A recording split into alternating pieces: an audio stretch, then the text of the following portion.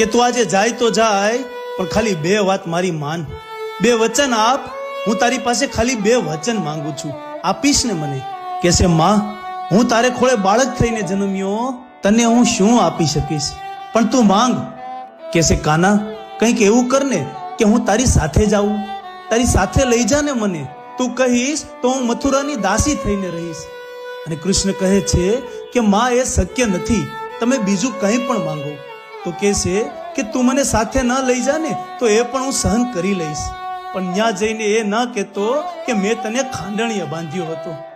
તો કૃષ્ણ કહે છે કે માં, જો તું કહીશ ને તો હું કદાચ ગોકુળની એક પણ વાત નહીં કરું મથુરા જઈને, પણ આ વાત તો ચોક્કસ કરીશ કે હા, હું અખિલ બ્રહ્માંડનો માલિક, 64 કળાનો કારીગર, મારો જન્મ જેલમાં થયો, મને કોઈ બાંધી ન શક્યું. એક તારા પ્રેમની તાકાત હતી કે તારા પ્રેમે બંધાણો ને દામોદર કહેવાણો. અને હું આખા જગને કહીશ કે મને બાંધવાની તાકાત એક મારી મા પાસે જ હતી.